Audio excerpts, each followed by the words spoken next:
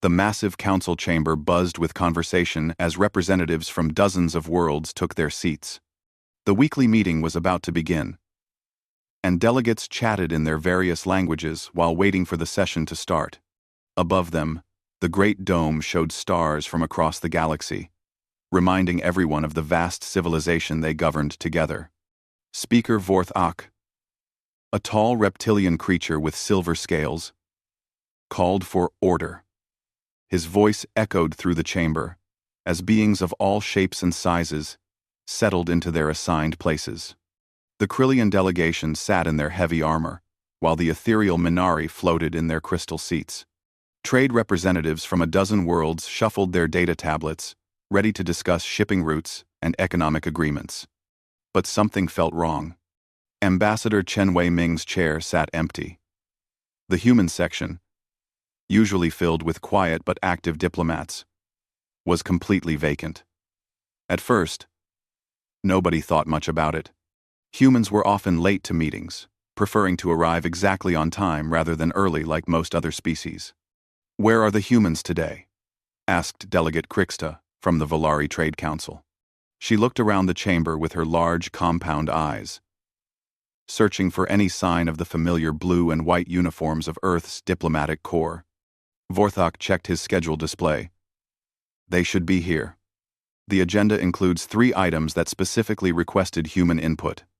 He frowned, his forked tongue flicking out nervously. Minutes passed. Then an hour.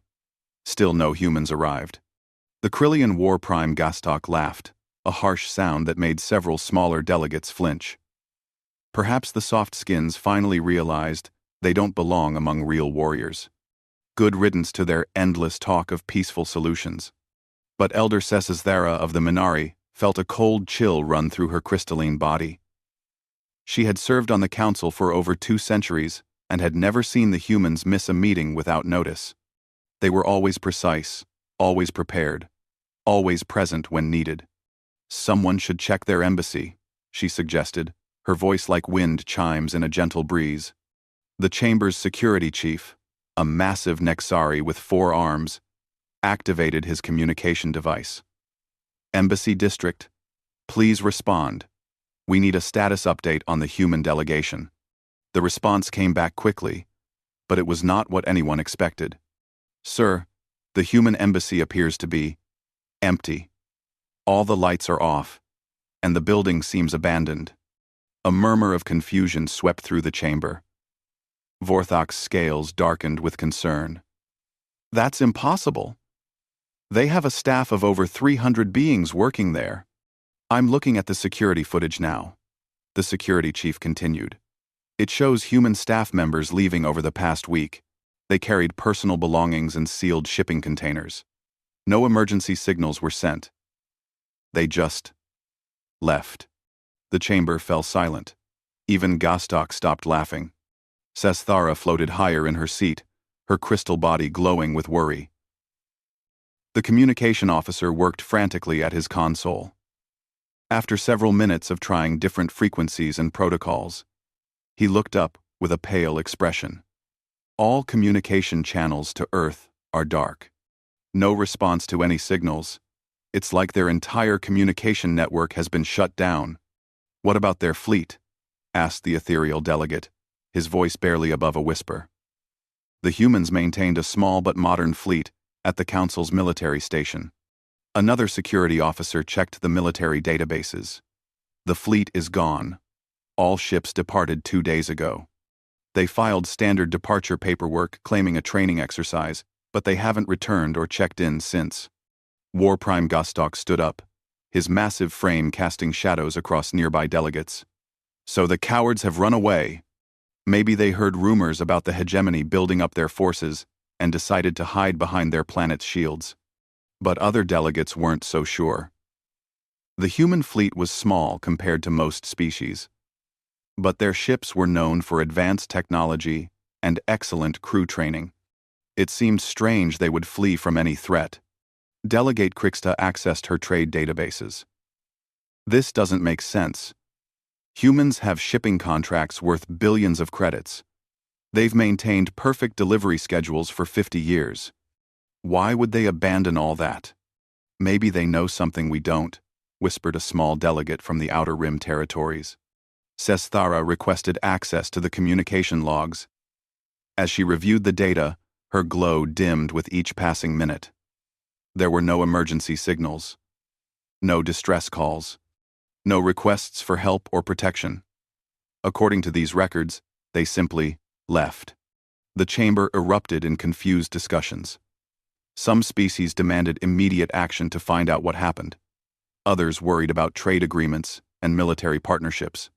A few, like Gastok, celebrated what they saw as the departure of weaklings who held back the Council's more aggressive policies. But Sesthara remained quiet, floating in her crystal seat while accessing historical files. She remembered stories from her youth, tales told by elders about the early days when humans first joined galactic civilization. Back then, other species had underestimated them too. As the chaos continued around her, she pulled up classified files about human military history. What she found made her crystal form pulse with alarm. Humans didn't have the largest armies or the most powerful weapons, but their strategic thinking was unlike anything in the galaxy.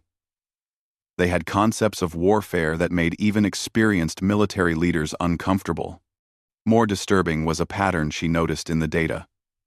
Every major conflict in recent decades had been prevented or quickly resolved by human intervention.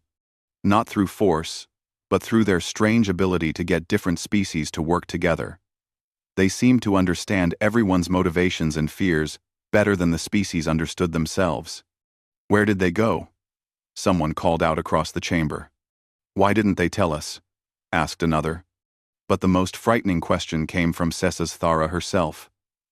Spoken so quietly that only nearby delegates could hear. What did they know that we don't? The meeting ended without any real decisions. Delegates returned to their quarters with more questions than answers. The human embassy remained dark and empty, like a tomb in the heart of the galaxy's most important diplomatic district. As Sesthara floated through the quiet corridors later that evening, she couldn't shake the feeling that humanity's silent departure was not the end of something, but the beginning. The question was, the beginning of what? Outside the great windows, stars continued to shine across the galaxy, but somehow they seemed a little dimmer than before.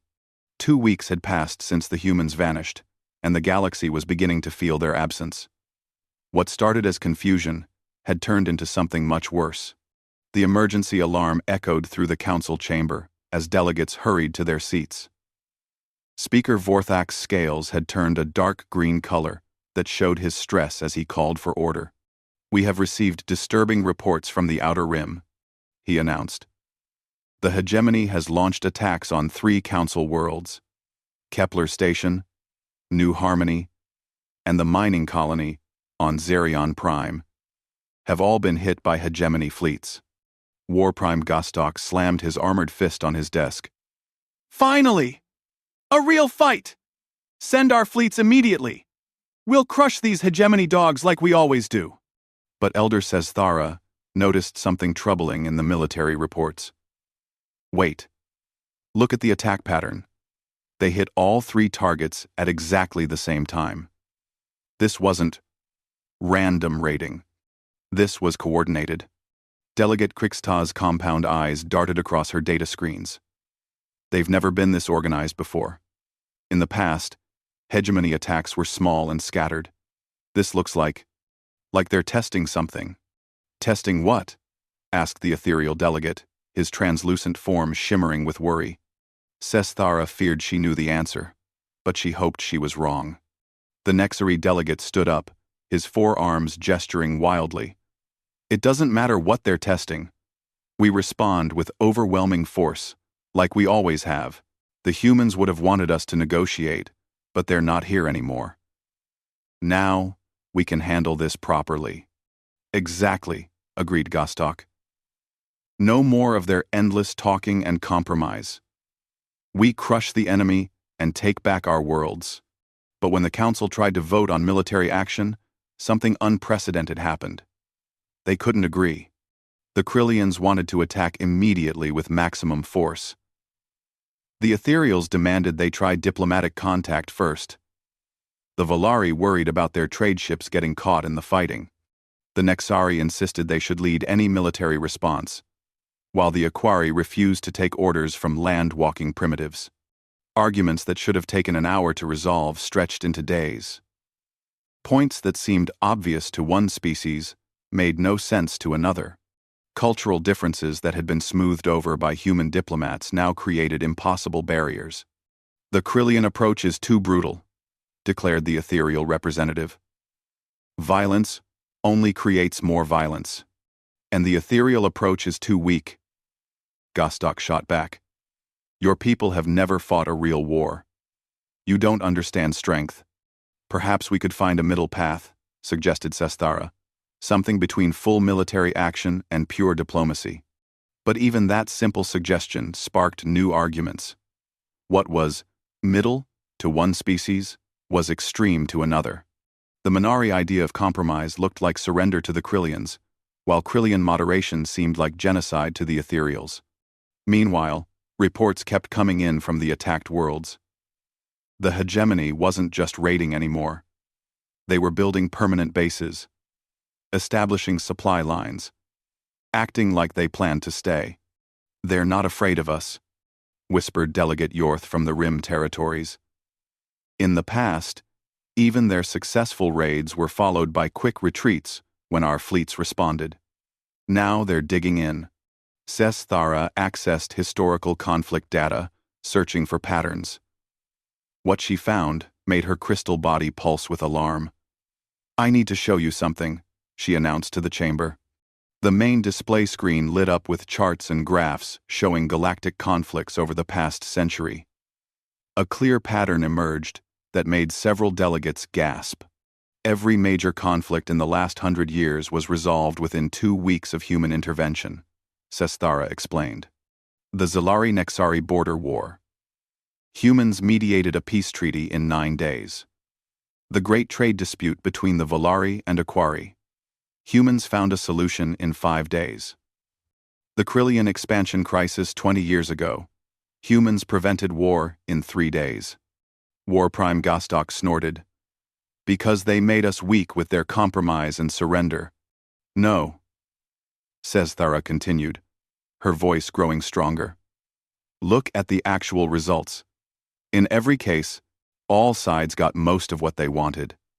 The humans didn't force surrender. They found solutions that nobody else could see."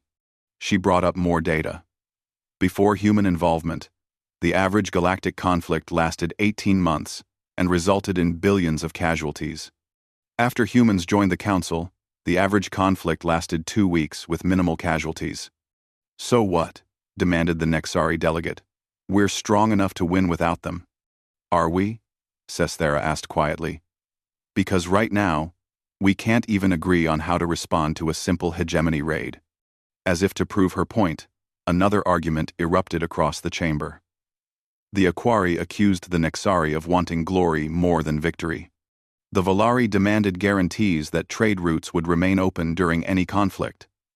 The Ethereals suggested sending a peace envoy to negotiate with the hegemony. "A peace envoy?" Gostok roared. "They attacked our worlds. You negotiate with pirates and raiders by destroying them. Violence is never the answer."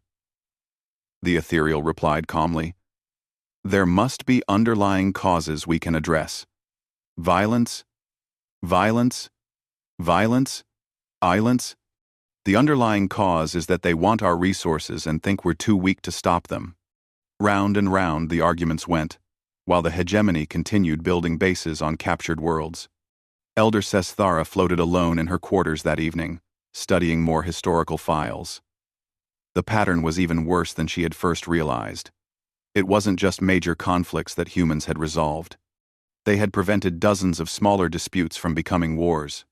Trade disagreements, territorial claims, cultural misunderstandings, all smoothly handled by human diplomats who seemed to understand every species better than the species understood themselves.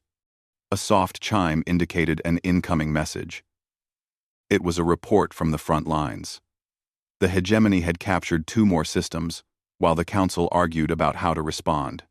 Their forces were growing stronger, while the galaxy's defenders remained paralyzed by their own disagreements. For the first time in her long life, Sesthara felt truly afraid.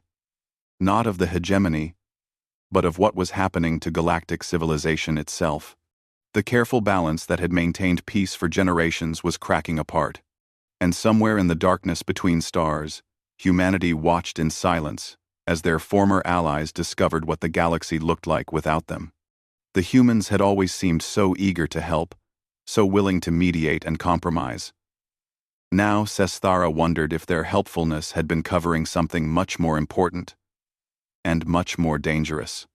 What would happen when species who had forgotten how to cooperate were forced to face their enemies alone? The emergency klaxon had been sounding for 3 straight days. What started as a single hegemony raid had exploded into something much worse. A galaxy-wide crisis that nobody knew how to stop. Speaker Vorthak looked exhausted as he called the council to order once again. His silver scales had dulled to gray, and his voice cracked with strain. The situation continues to deteriorate. We now have active conflicts on 17 fronts. The chamber erupted in chaos before he could continue. Delegates shouted over each other in dozens of languages, their universal translators struggling to keep up with the overlapping arguments. "The Zilari attacked our mining station," screamed the Nexari delegate, his forearms waving frantically. "This is an act of war. Your station was in disputed territory," the Zilari representative hissed back through his breathing apparatus. "Territory, you claimed, while we were distracted by the hegemony." War Prime Gastok stood up, his massive frame casting shadows across the chamber. "Enough talk. The Krillian Empire will restore order by force if necessary." "The Krillians can barely handle their own rebellion," laughed Delegate Krixta bitterly. "Half your outer colonies have declared independence since your fleets got tied up fighting the hegemony." It was true, and everyone knew it. The carefully maintained peace of the galaxy was collapsing like a house of cards. Ancient grudges that had been buried for decades were surfacing everywhere. Territorial disputes that had been settled through human mediation were being fought all over again. Elder Sesthara floated above the chaos, trying to make sense of the reports flooding in. The Aquari and Nexari were fighting over underwater mining rights.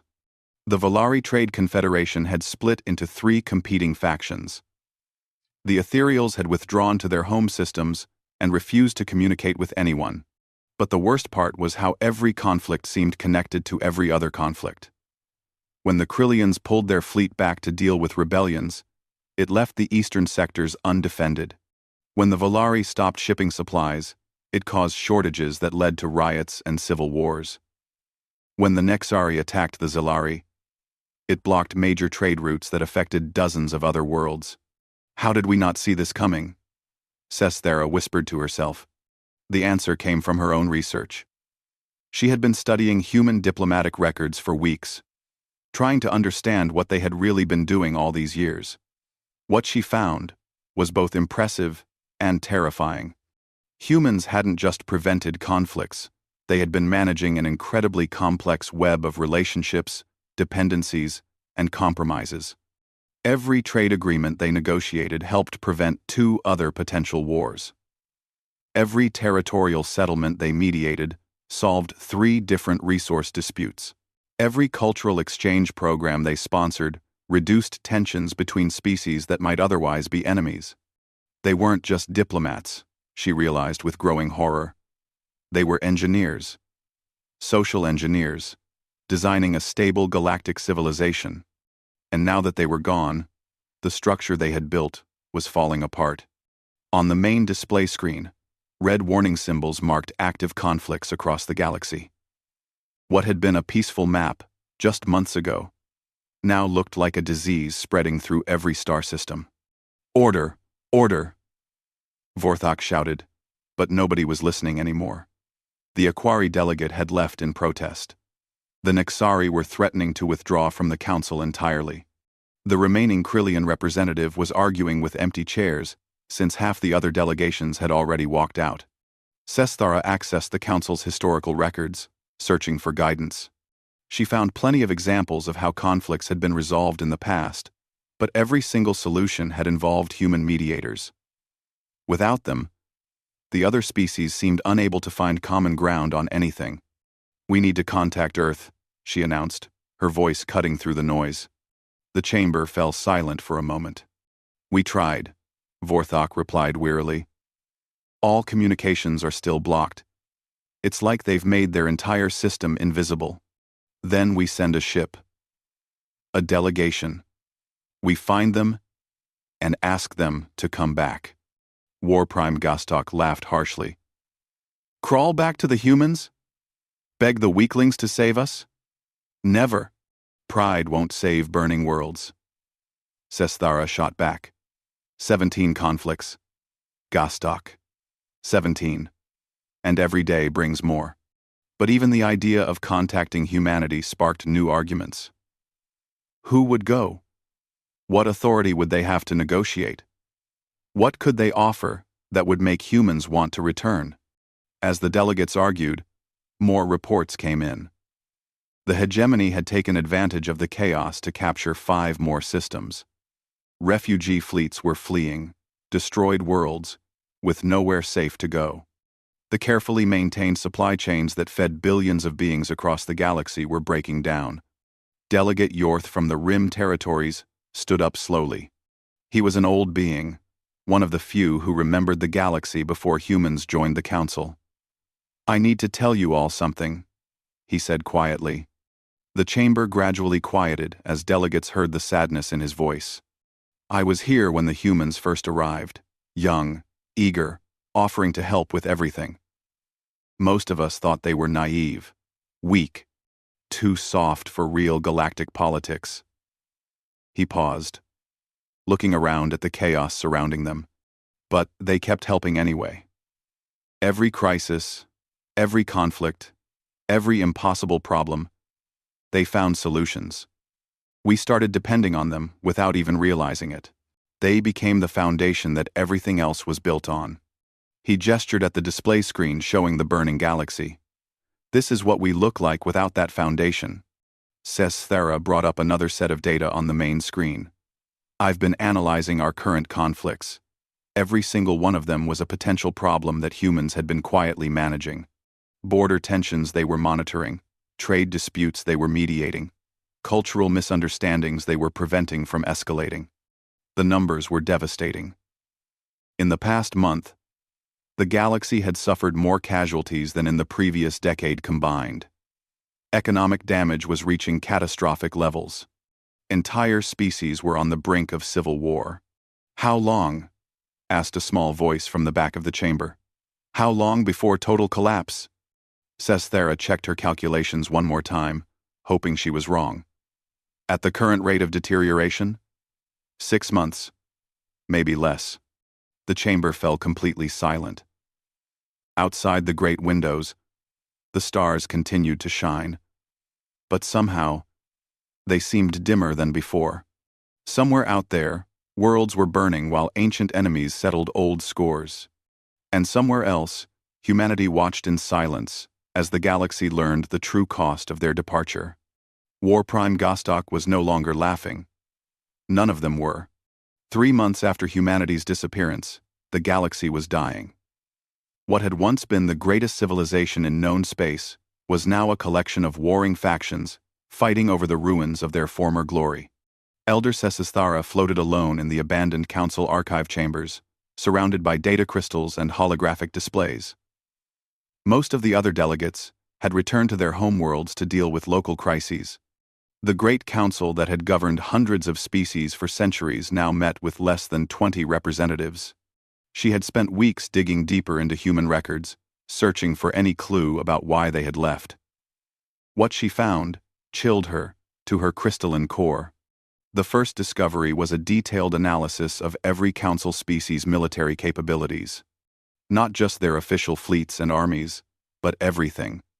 Industrial capacity, resource limitations, population centers, cultural weaknesses. The humans had been quietly studying everyone for decades. "They knew exactly how strong we really were," she whispered to the empty chamber. "And how weak. But that was just the beginning. Deeper in the archives, she found strategic assessments that made her glow dim with fear. Humans had calculated precisely how long each species could maintain military operations without outside support. They knew which alliances would hold under pressure and which would crumble.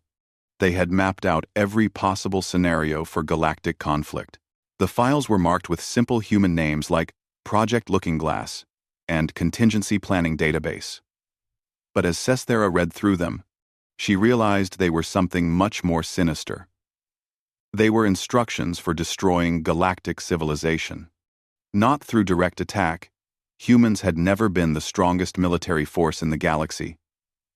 Instead, they had identified the critical points that held everything together and planned how to remove them. Supply chains, diplomatic relationships, trade agreements, cultural exchanges, all the invisible connections that made galactic civilization possible. They engineered the peace, she breathed, and they engineered its destruction. A soft chime indicated an incoming message. It was from War Prime Gastok, but his usual aggressive tone was gone. He sounded tired and defeated. Says Thera, "The Krillian Empire is finished. Half our worlds have joined the rebellion. Our fleets are scattered fighting brush fires across the galaxy. I need to ask you something." She opened a communication channel. Gastok's image appeared, and she was shocked by what she saw. The proud warrior looked broken, his armor dented and scarred from recent battles. "Do you think they planned this?" he asked quietly. "The humans.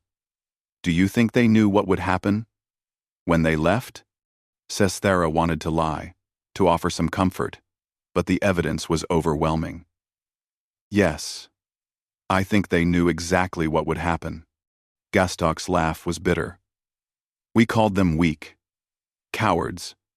We celebrated when they left." He paused, looking at something off-screen. "My intelligence staff found something in the wreckage of our diplomatic compound. Human technical manuals for every piece of military equipment we use. Detailed analysis of our tactical doctrine.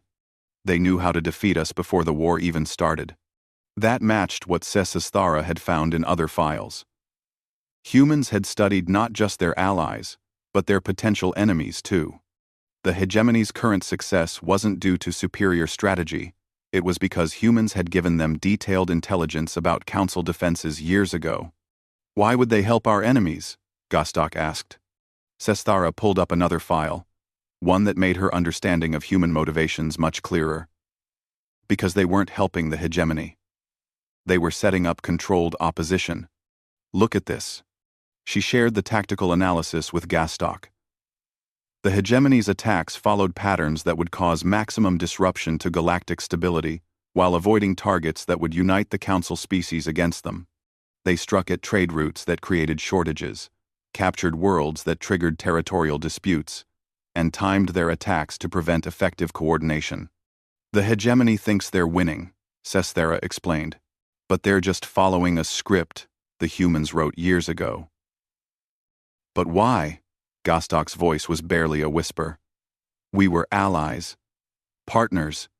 What did we do to deserve this?" The answer came from a file labeled Final Assessment, Council Relations. Sesthera read it aloud, her voice shaking. "Despite decades of service, human contributions to galactic stability remain unrecognized by Council species. Humans are consistently treated as junior partners despite providing critical diplomatic and strategic services. Council members routinely dismiss human concerns and mock human capabilities while depending entirely on human problem-solving for galactic peace. Recommendation: if human status does not improve, consider withdrawal strategy to demonstrate human value through absence rather than presence." Gastok was silent for a long moment. "They gave us chances to treat them as equals." "Many chances," Sesthera agreed. "But we saw their willingness to compromise as weakness. We thought their peaceful solutions made them soft." She found more files, each one worse than the last. Humans had prepared for every possible scenario following their departure. They knew which species would blame each other, which alliances would break, which conflicts would spiral out of control. They had planned it all.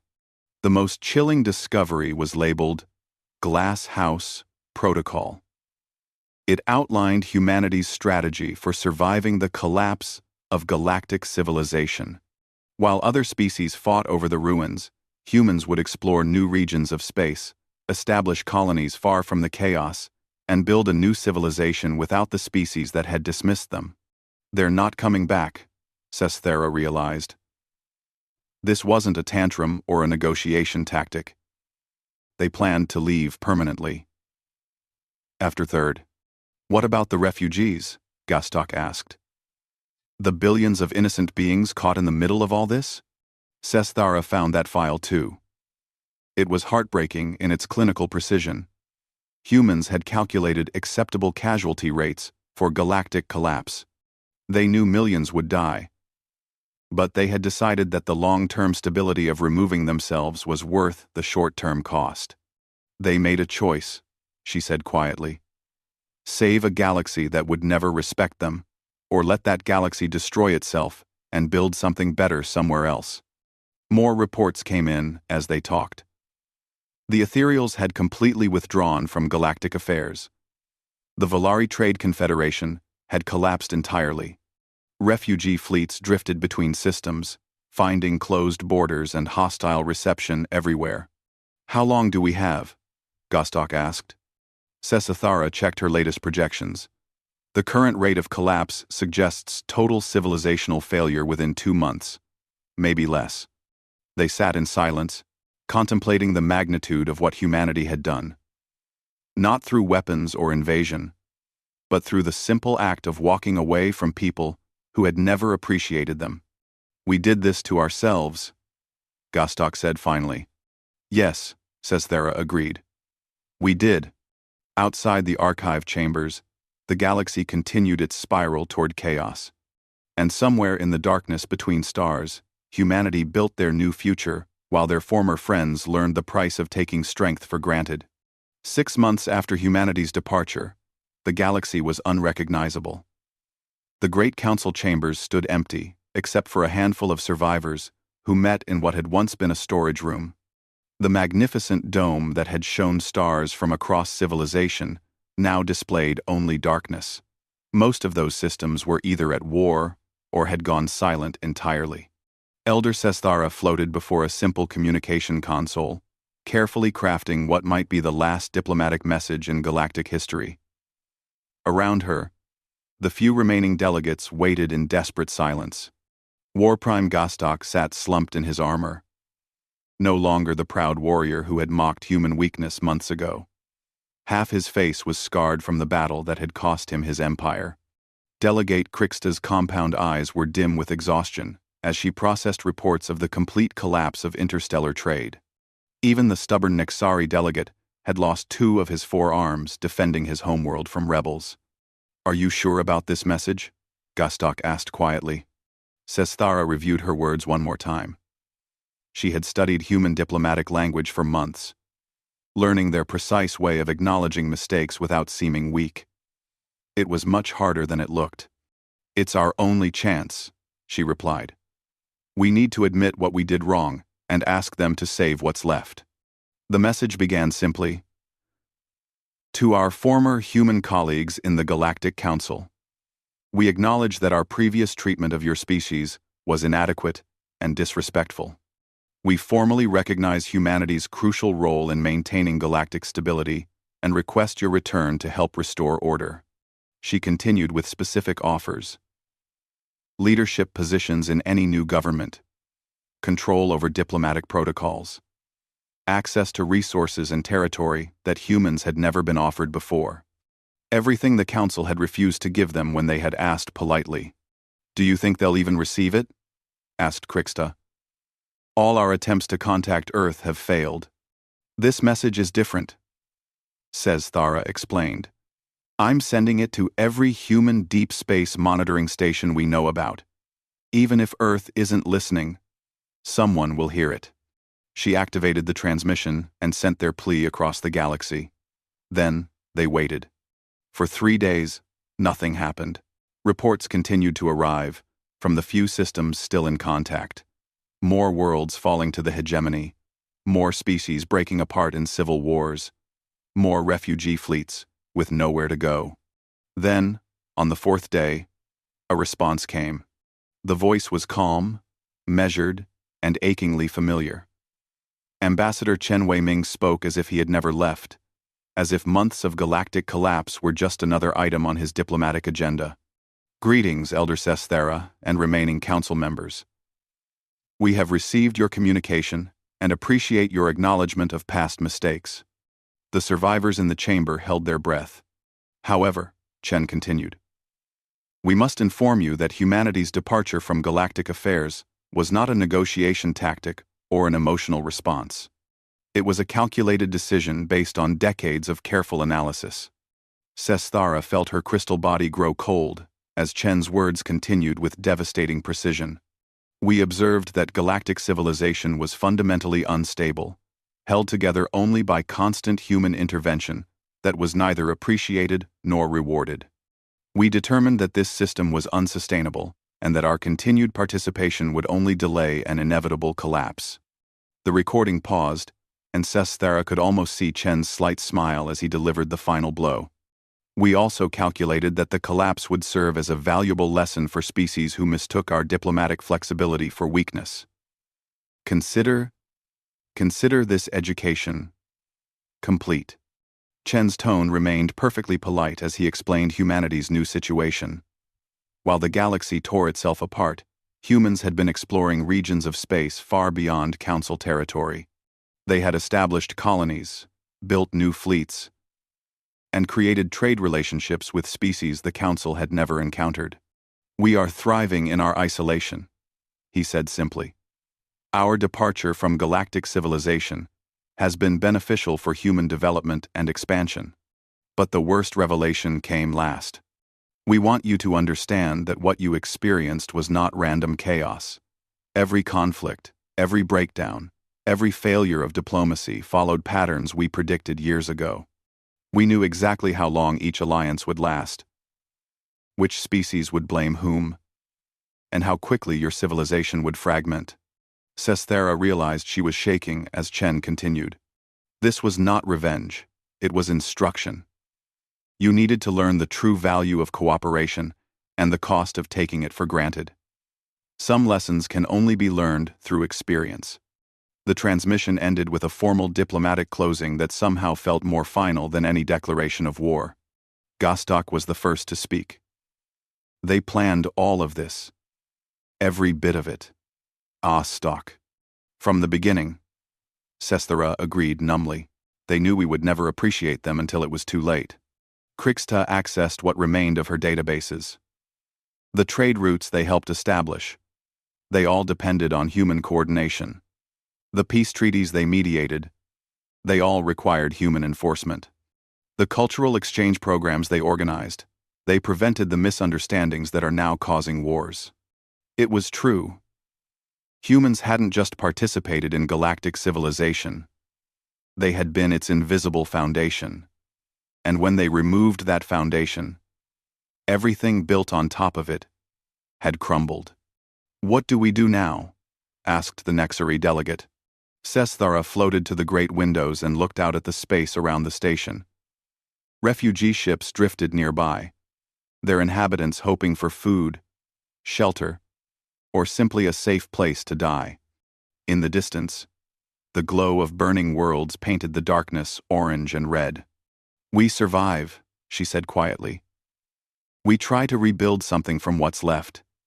And we remember this lesson, for however long our species endure. A young aide entered the chamber, one of the few staff members still maintaining the station's basic functions. We're receiving reports that the hegemony fleets are withdrawing from some captured systems. Why? Gostok asked. The aide looked confused. According to their broadcasts, they're saying there's nothing left worth conquering. The systems they captured have become unprofitable to hold. Sesthara understood. Even the hegemony had depended on the galactic economy that human coordination had maintained. Without that foundation, their conquests were worthless rocks, floating in space. As night fell over the station, Sesthara remained at the windows, watching the stars. Somewhere out there, humanity was building a new future, while their former colleagues struggled to comprehend the magnitude of their mistake. They had called humans weak for choosing diplomacy over warfare. They had mocked human mercy as cowardice. They had treated human wisdom as naivety. Now they understood the truth. The most dangerous species in the galaxy had never been the one that fought hardest, but the one that chose not to fight at all. And when that restraint was finally removed, when that choice was finally withdrawn, the silence that followed spoke louder than any war cry ever could. The galaxy had learned its lesson. The question was whether anyone would survive long enough to remember it. Outside the windows, the stars continued to shine, but they seemed dimmer now. And in the darkness between them, humanity moved forward into a future their former friends would never see.